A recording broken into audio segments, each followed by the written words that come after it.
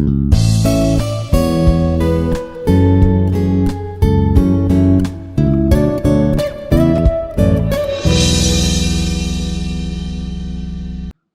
dear viewers. My name is Dr. John Mohmad Pandit, Assistant Professor at the English Department, Institute of Aeronautical Engineering, Hyderabad. Today, in this video lecture, I will deliberate on the most important topic. In fact, the topic, often spoken topic, that's public speaking, purpose and principles. Here, in this video lecture, we will talk about what is public speaking and its purpose and what are the different principles. And at the end of this lecture, I would like to talk about how to prepare a draft or what are the different things that are important to learn in order to become a good speaker. Okay, let's start. Let us start with the definition. What's this public speaking? This public speaking, it's an act, or you can say a process of speaking or giving a lecture to a group of people in a structured, deliberate manner, intended to inform, influence, or entertain the audience. Now, if you look at this definition has two parts. The first part talks about what is speaking in essence, and in the second part we talk about what are the different purpose or significance of this speaking. And the speaking, what's this speaking? It's just delivering a speech in front of audience or in front of, it can be a group of people, it can be a large audience. And the important point is that whatever we speak, we have to speak it in a well-knit manner. It must be well structured and at the same time deliberate. When we say the structure, that means our speech, it must be holistic. It must have a proper beginning, proper middle, and proper end. It should not be any cacophony. In fact, it should be well knit, well structured. It should appear as a whole, not as a part. It should be complete in itself. That's why we call it its well structured manner. And it's this well structured manner that makes it different from the casual talk. In casual talk, we just speak randomly without taking care of the order of our speech. Here, in this public speaking, it's important to deliver everything in a very logical order. That's why we call it structure. And the second important point is whatever we are going to deliver in a public speech, it should be delivered in a deliberate manner. When we say the deliberate manner, it means we should be conscious about the words. We should be conscious about what we are saying, what we want to convey to the audience. That means you should have the clarity of thought. Before going or before standing in front of the audience, you should have the clarity of your thought. That's why we call it, it's a deliberate manner, intentional manner. Here, everything is clear before going to the days or before taking the charge of the days or before we speak. Everything is clear to us. It's every intention, our every purpose. We know the every purpose, why we are there, why we are standing there, why we are going to deliver a speech. and it's the purpose it has many purpose. For example, through this public speaking, we can just inform the audience, we can influence, or we can entertain the audience.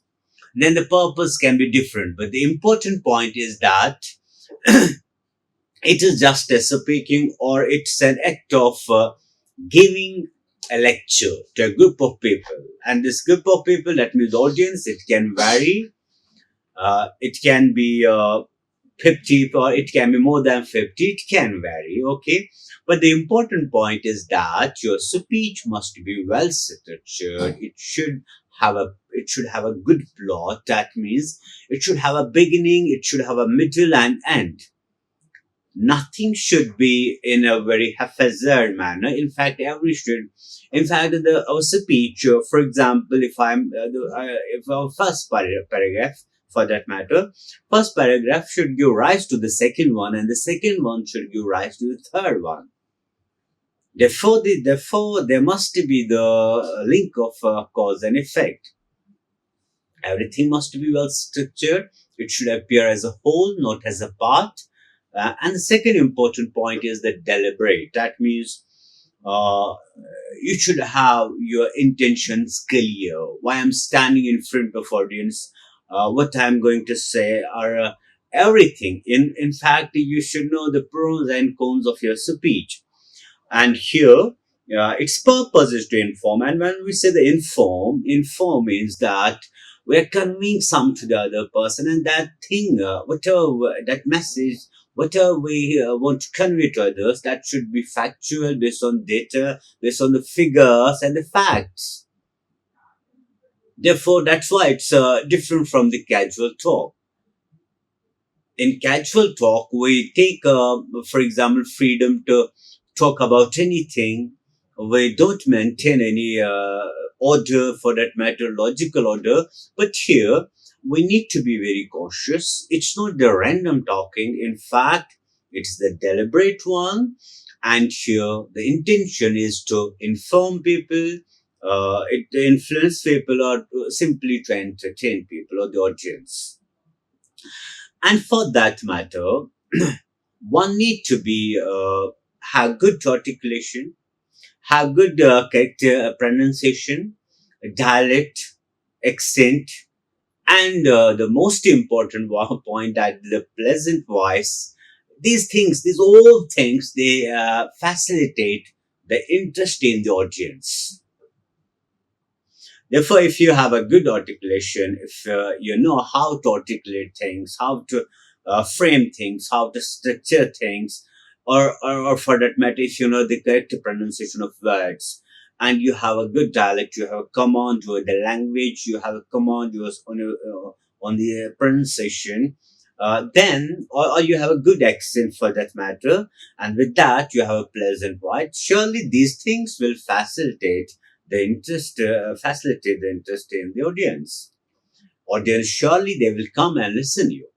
If you have a good articulation, if you have a correct pronunciation, if you have a good dialect, accent, and a pleasant voice, of course, these things will develop the curiosity among the audience, curiosity to listen.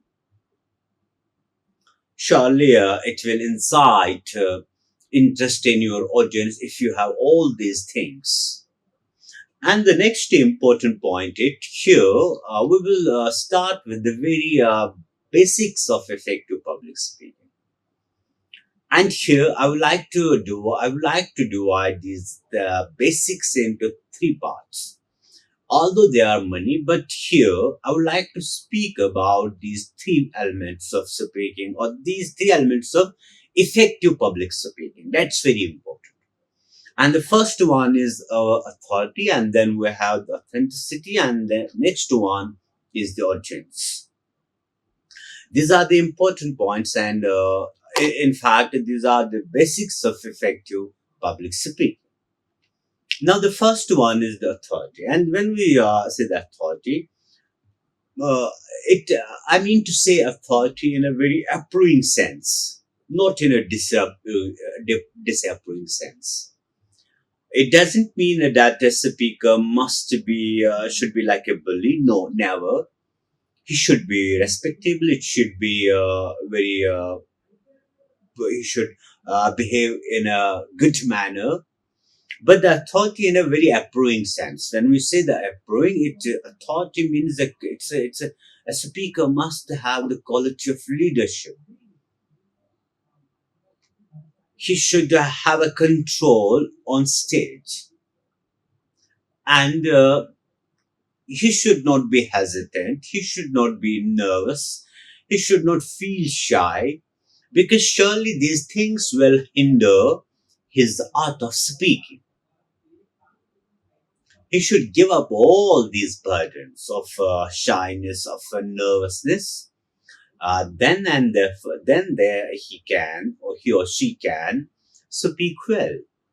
Therefore, he should have an authority. And when we talk about the authority, it also means the authority or the subject matter is going to talk about. For example, if I stand in front of a big gathering for that matter, surely I should have a command, I should have authority on the subject about which I'm going to talk, about which I'm going to speak. Therefore, it's not the authority in a very uh, minimal manner, or authority in a very it's authority. When we talk about the authority, we talk about it in a very, very macro sense. That means the authority uh, on the stage. He should leave the shyness or the fear, the nervousness.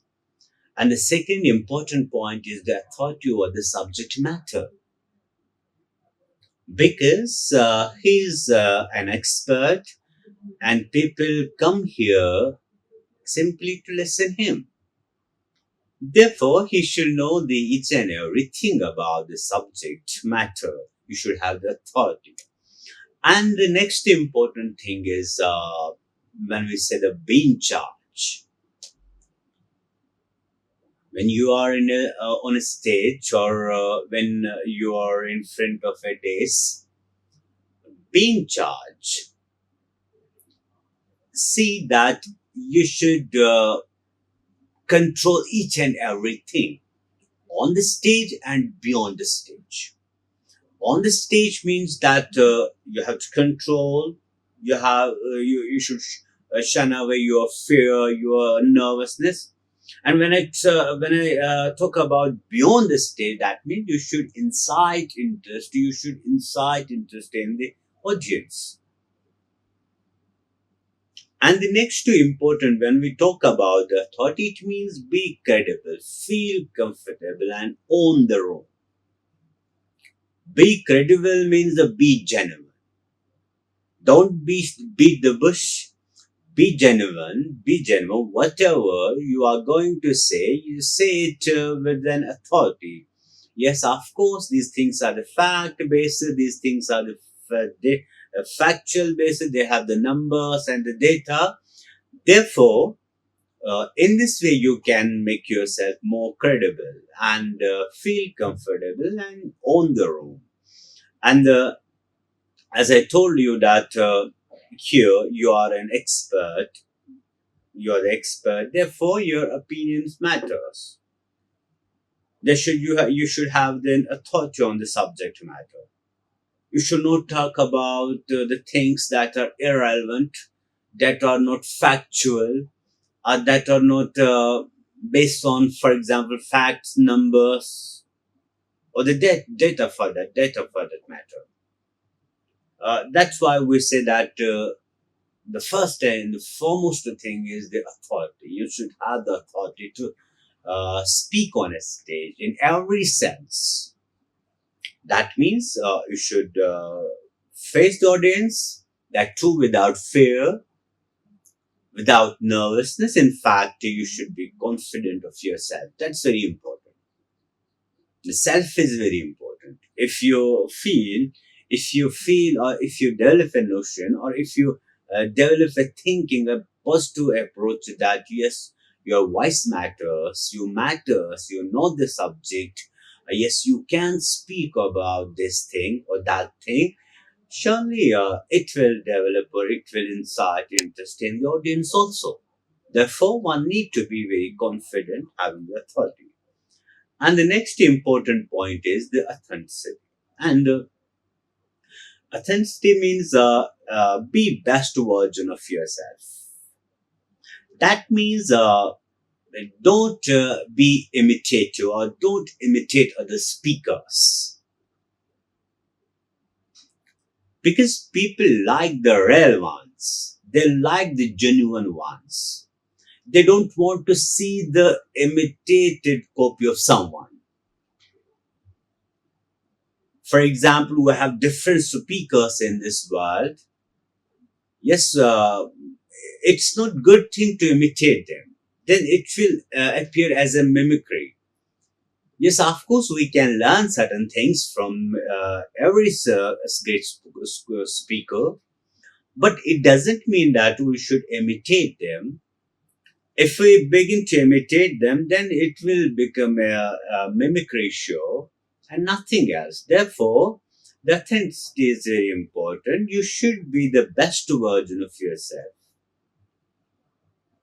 and get rid of the idea that to be a good speaker, you have to delve tricks. No, good speakers are above all themselves.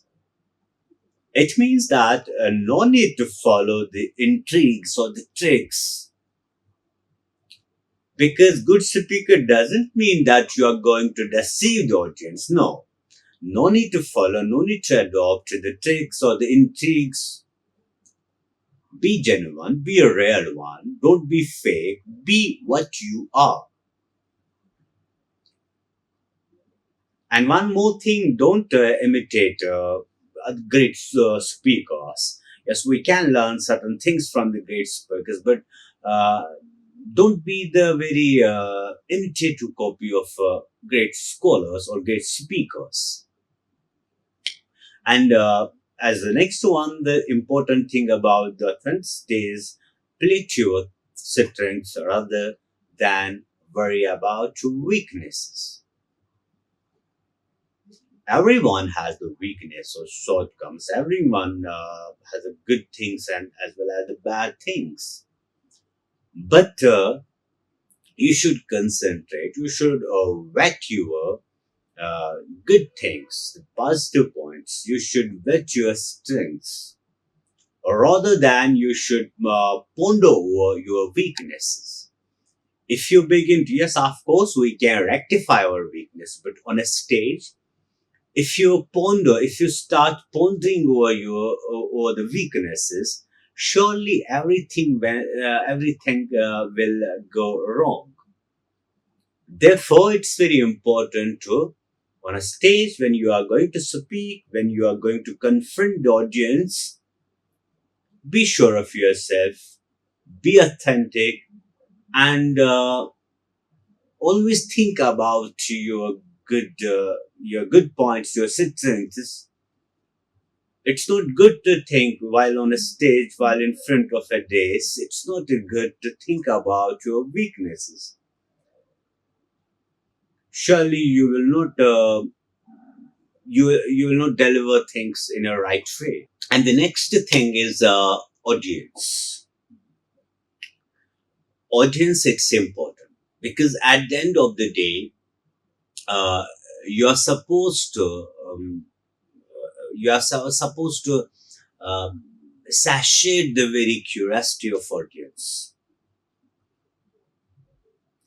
Audience is important. Therefore, know your audience, their interests and their expectations. If you want to be a good speaker, first of all, know your audience. See what are their requirements, what they want from you, why they came here, what are their intentions, what they want to gain from this, if it is a conference or anything. Therefore, it's better to know your audience. so that you can construct, or so that you can frame your speech accordingly. Therefore, it's very important. Therefore, know your audience, know their interests and expectations. And the most important, another thing is that while speaking on a stage, try to create a rapport with your audience. If you are able to create a rapport with an audience, a connection with an audience, surely they will listen you. They will listen each and everything, whatever you are going to say on a stage. Therefore, it's very important to develop a rapport or establish a connection with your audience. And there are different ways by which we can adopt or by which we can establish a connection with the audience. For example, we can narrate any humorous story, or for that matter, we can start our speech with an anecdote so that audience find it very engaging and they listen each and everything, whatever you are going to say. But while quoting these, for example, or narrating these anecdotes, they must be relevant to the topic. They should, in fact, incite curiosity among the audience to listen more and more about the topic. Yes, we can establish this connection, this rapport with this audience uh, by narrating a humorous episode, but that humorous episodes must be relevant to the subject matter, relevant to the topic. Or you can just start your speech with an anecdote. Because the anecdotes, they are the kind of narrative, the short narrative pieces, and these anecdotes, they will act like a story, and surely they will develop, or they will incite interest among the audience. And the next one, the most important point, is give relevant information in appropriate language. Know the audience. If you know the audience, see who are in front of you, and therefore frame your language accordingly. For example, if uh, it's the students, or for that matter, therefore it's better to avoid the jargons. It's better to avoid the particular kind of language related to a particular subject, because there it's a motley collection of the students. There are the different students from different subjects, having the different subjects, or from different departments. Therefore, you should develop a language that can be understood by everyone. Here, that's why we say only give the relevant information to the audience, because audience are there, they where they come to listen you, because they want to get the relevant information, and that too in the way apt and appropriate language. When I say the apt and appropriate language, that means the language that can be understood by the audience. And the next one is take care of audience attention span. That's very important. And never stretch your speech too long, because audience has this attention. Audience has some. They have this attention span. There is a fixed attention span for this audience. Therefore, don't stretch your speech too long. Because surely at one point the audience they will give up this listening. They will give up this listening. Therefore, everything will turn into mess. Therefore, we should maintain this. We should take care of this attention span of audience. And now the next important point is the purpose of effective public speaking. What are the different purposes? And there can be the different purposes beyond these purposes, which I have mentioned here. But these are some important points. The first one is convey a message. The first and the first foremost effective, the purpose of the effective speaking, it can be, or it may be, for example, a message, to convey a message. Convey a message, it can be a purpose. Next important point is the specify about the points. And when we are talking about a message, and message, it must be to the point. It must be to the point. It should be relevant. Nothing should be out of context. And this message should be in a very lucid language, clear language. That's why we say convey a message. And that we and one more thing, that's very the purpose of this develop, for example, public opinions.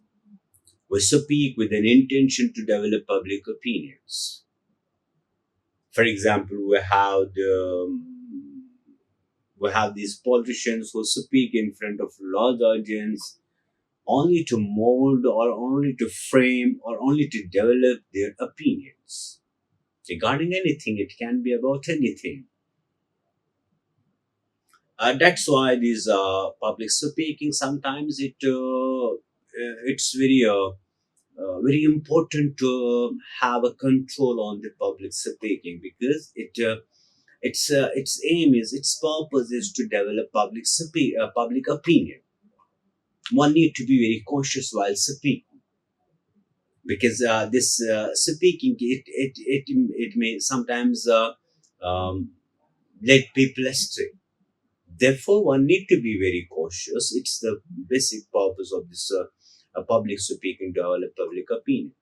Or simply, it can be a pervasive one. That means its purpose can be to persuade. But then, for some time, for example, sometimes we speak in front of our students only to persuade them, so that they should work very hard in the upcoming exams. And the next two important purposes, important knowledge and skills.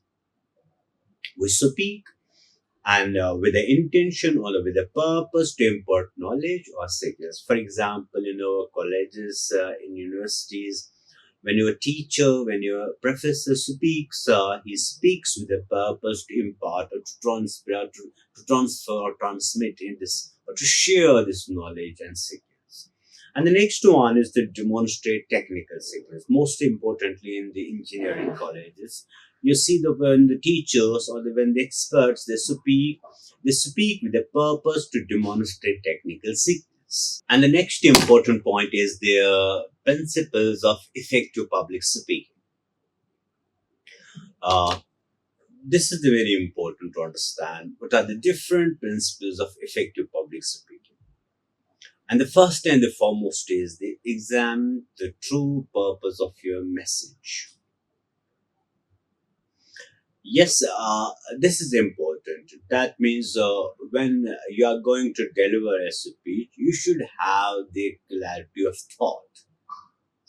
You should examine the true purpose of your message, what you actually want to convey. You should have no ambiguity about your ideas, about your thought, because it will create a great impression, or it will develop, or it will create, or it will exert a great impression on the minds of the listeners or the audience. Therefore, this is important to examine the true purpose of your message. What is the true purpose of your message? You should be clear in that. You should have the clarity of thought, what you actually want to convey. If you are not clear in your thought, if you are not clear what you actually want to convey, surely it will develop, or it will create confusion in the minds of the audience. And the next important point is to clarify your ideas. Make your ideas more and more clear, lucid, simple to understand.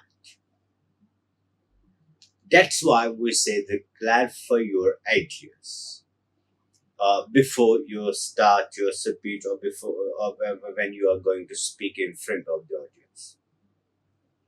And one more thing, to consider the total physical and human environment. This is very important.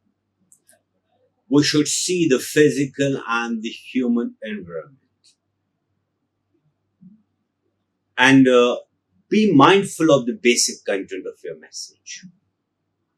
That means you should confine yourself to the message which you want to convey to the audience. If you take excessive digressions while speaking, surely your audience, they will surely lost interest in your speech. Therefore, it's very important to remain confined to your idea, or stick to your main idea which you want to convey. That's why we say be mindful of the basic content of your message, because you're here on the stage in front of a dais only to convey a message, a particular message. Therefore, you need to remain seated to that particular message. And the next one is be sure your actions support your communication. And that's very important for any public speaker. That means I'm talking about the non-verbal clues. Your dress code for that matter, your comb hair, for that matter, your shoes, your posture, your different gestures, how you speak. And in fact, when we talk about these non-verbal cues, it also includes the paralanguage. Paralanguage, that means the vocalics. What's the rate of your words? What is the volume of your words? What is the intonation of your words? Intonation of your speech. That means the rise and the fall of your voice. These are the all the non-verbal cues, and these all non-verbal cues, they must support your verbal words, or the oral words, or oral communication. Therefore, for a good speaker, there must be the blend of both the non-verbal cues and the verbal communication. When I talk about the non-verbal cue, it all means everything. For example, it means yeah, kinesics, it means the vocalics, paralanguage, haptics, everything. The way you talk, the speed of your words, the rate of your words, the volume of your words, the rise and the fall of your words, your facial expressions, your gesture, your posture, your dress code, your etiquette, everything that includes in non-verbal clues. And be sure your actions support your communication. That means your non-verbal cues, they must complement your oral or the verbal communication. And the next important thing about the principle of effective public speaking is seek not only to be understood but to understand. That's very important. We often speak with the intention that people should understand us, or we speak with the singular intention to be understood, and we never take heed about the fact that we should understand people. Surely, when you will take consideration these things, that means to be understood and to understand people, surely there will develop a rapport between you and your audience. If you try to understand, don't speak with a singular intention that is to be understood, but try to understand. Okay, the next important point is fill your talk with illustrations and examples. Uh, when you start first speaking or talking on any matter, on any subject, try to introduce different illustrations or different examples. Because these illustrations and examples, they will capture the attention of the audience. They will make your speech very interesting, very absorbing. In fact, they will complement your whole presentation. And the next important is visualize by demonstrating. Yes, you should visualize things. You should visualize things so as to make it entertaining for the audience. And for that matter, you can use different concrete, familiar words that can create a picture.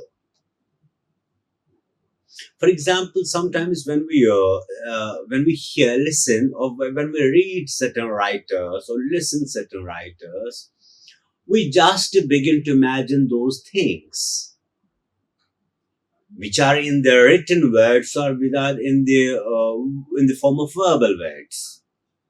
Because these writers, they have the art to use these the concrete images, or they just click, or they just strike our imagination to think about those things. Therefore, we can use, for example, different imagery we can use in order to encourage our audience to think or visualize these things. For example, if you read writers like the famous essayists like Robert Lind, and for that matter, his famous essay, for example, Forgetting. And by reading that essay, author he uses different imagery, and that imagery provokes us to visualize things, to imagine things which are not in front of us, or which are for sometimes beyond our imagination.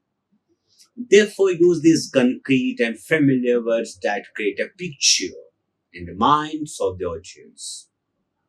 And one more thing is that's the very important point. Come out from the shell of self consciousness. Okay, don't be too self conscious, and come out that shell. Then and therefore, you can speak. You can deliver. If you remain confined in your own shell, surely you will retard. Surely you will not be in a position to speak. Therefore, and one more important point, as I told you, that this is the principle of the effective publishing. Don't try to imitate others. Yes, of course, we need to listen great speakers, but don't be mere imitators. If you try to imitate the speakers in every way, in every sense, in every aspect, surely your performance, your speech will turn into a mimicry and nothing else. And the next one is the converse with your audience and arouse their interest. You should converse with your audience. You should converse with your audience and arouse them. That means you should develop a rapport, a bond with your audience. A bond, and you can develop that bond if you narrate, for example, some personal anecdotes, because people like to know about the speaker, about other people, about their personal life. Therefore, you can start this anecdotes. You can start your speech with the anecdotes, personal anecdotes, so as to arouse this interest in the audience. For example, there's a famous speech given by a famous novelist. It's the name of the speech is "The Danger of a Single Story." And the danger of a single story, in that story, the author just narrates his personal anecdotes. And we, as an audience, try to know about her personal life more and more. This is something natural. This is something inborn. We like to know. We like to know other people's personal lives.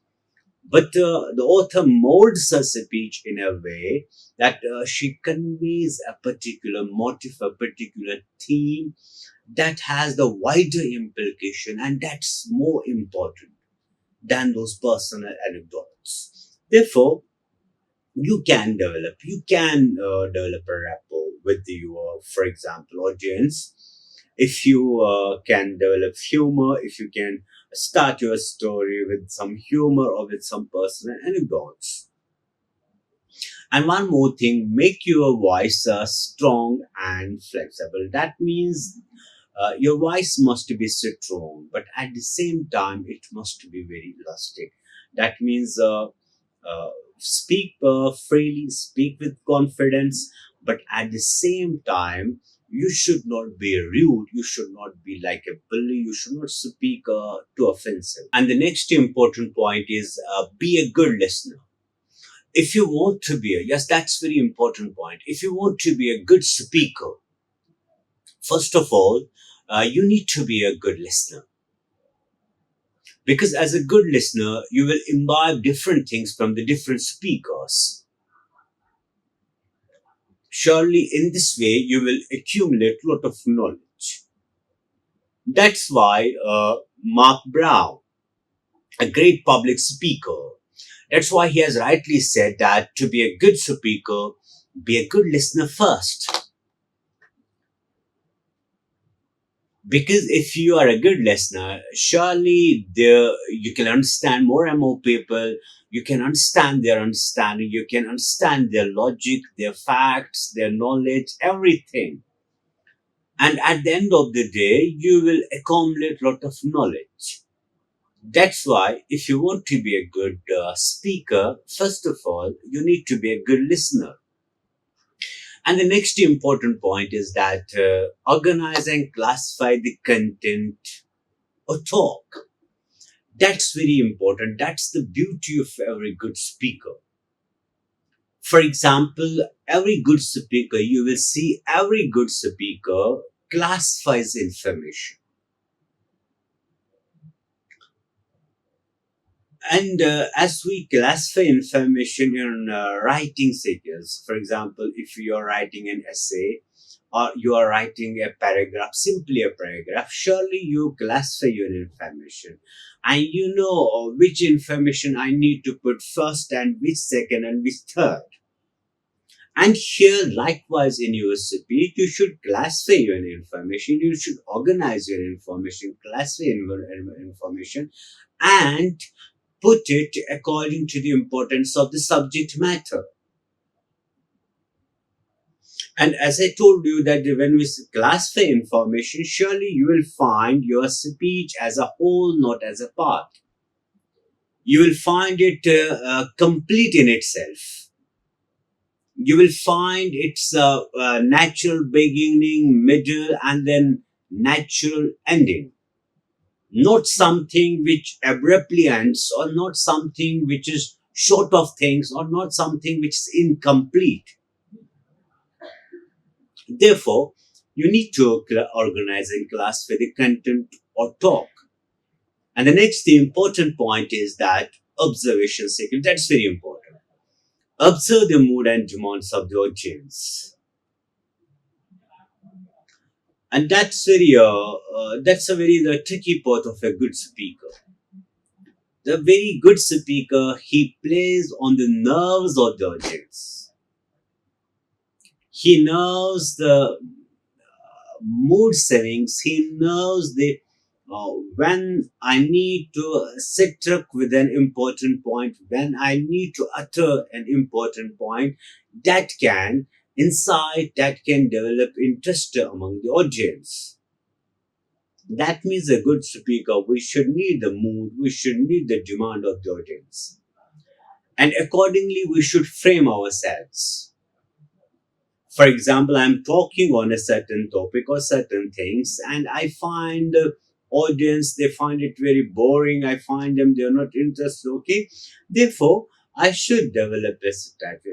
I should develop a method by which I can uh, attract them. I can develop or interest in them. That's why one need to be have a great observation skill. And the next one is the interpretation skill. That's very important. And here, when we talk about the interpretations, we have the different speakers here. In today's world, we have different speakers. But some speakers, they have the art of interpreting things. That is the very beauty or the essential element or the essential beauty of a good speaker. We should know the art of interpretation, how to interpret things. And if you know the art of interpreting things, then you can bring home complex and intricate ideas. There are some public speakers who make the complex, intricate ideas so simple that everyone imbibes or grasps them in the very first moment. And the next one is the questioning raise and answer questions to fill the research gap. It's the beauty of a good speaker. For example, in the middle or at some point, speakers should pose questions. And those while posing those questions, actually, the speaker tries to engage the audience, tries to make them part of your speech. They begin to, your audience, they begin to think about the matter. In this way, they get wholly and solely engaged in your speech. That's very important. We should raise questions in order to develop interest among the audience or just to fill the gap. For example, I'm talking about anything, for that matter, if I'm talking about absurdism, and in the middle of my speech, I just pose a question, at the very intricate one, the very complex one, the question that uh, arouse interest or that, in fact, encourages audience to think about that question. Okay, uh, in this manner, surely that audience, they will get close to me. They will develop a rapport. They will become a part of my whole speech, my whole performance. And the next one is the encouraging skills. We should know the encouraging skill as a great speakers. And the last and important point is the summarizing skills. We should know how to summarize things.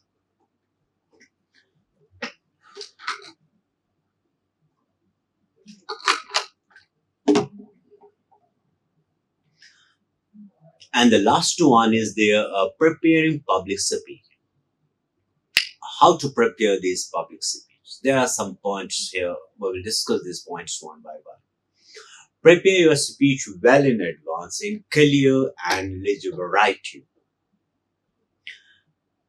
If you want to be a good speaker, just prepare your speech well in advance. And that too in a very clear and legible writings.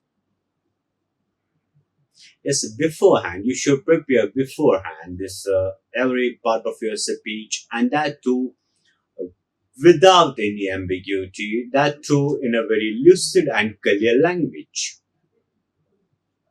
Because in this way, you will find time to prepare, to read out, to rehearse your speech. And the next important, as I told you, rehearse before your friend or in front of mirror.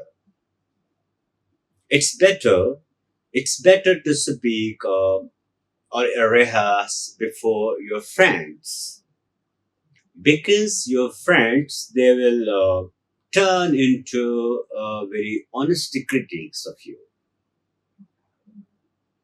If you lack somewhere, they will they will tell you, or they will modify you, or they will encourage you to clear that hurdle, to come out of that shortcomings. Therefore, it's well to rehearse before your friend or in front of mirror. And the next point is dress up well to look dignified and presentable. That's very important. You're dressing, how you your dressing, it must be very formal. It must be good.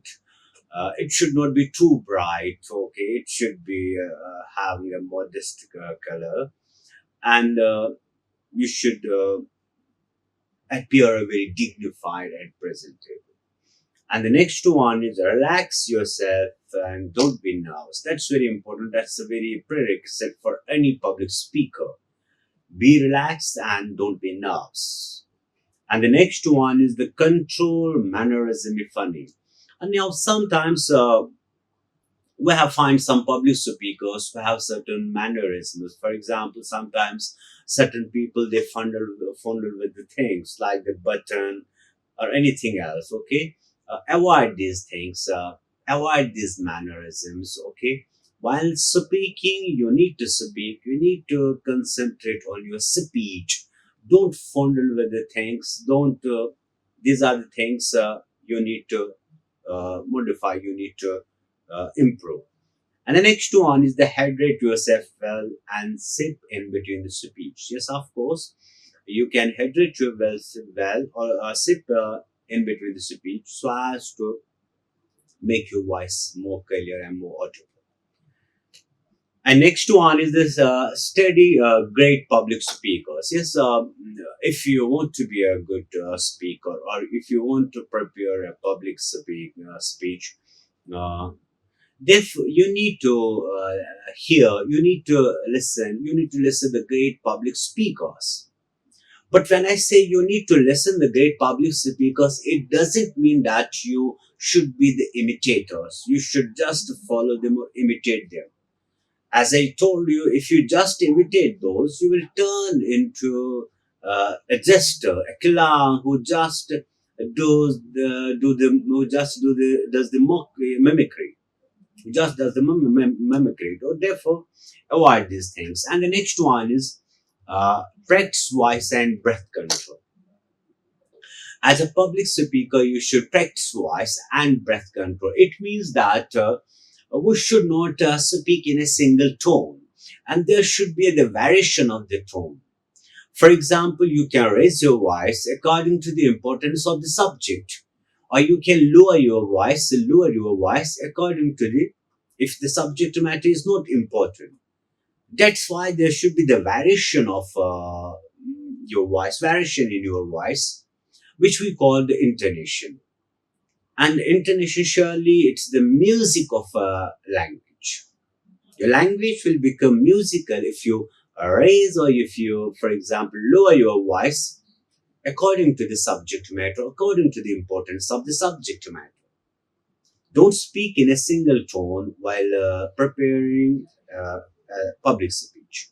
And next one is the prepare key points. Yes, in a public speech, uh, there's no need to memorize things. No need to memorize things. No, that's not a good idea. But you can prepare a key points, and these key points, they will develop a plot, or they will create a plot in your whole speech if you remember these key points. The next one is research your audience. As I told you, you should research your audience. You should know who's your audience, what are their requirements, why they are here, what they uh, what they want to listen, what are their different demands. Okay, therefore it's very important to research about your audience beforehand. And the next one is record your speech. Yes, of course, it's good to record your speech so that you can see your shortcomings, so that you can see where you are lagging behind. And in this way, you can improve, or in this way, you can make yourself better. And the next one is the last one that's very important. That's important for every public speaker. That's the practice, practice, and practice. I have written it thrice. Why I have written it thrice? So as to give the importance to this point that we need to practice more and more if you want to be a good speakers.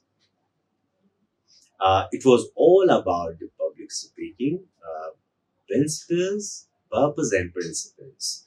These are the books for further reading. Hope you have understood this. all the content.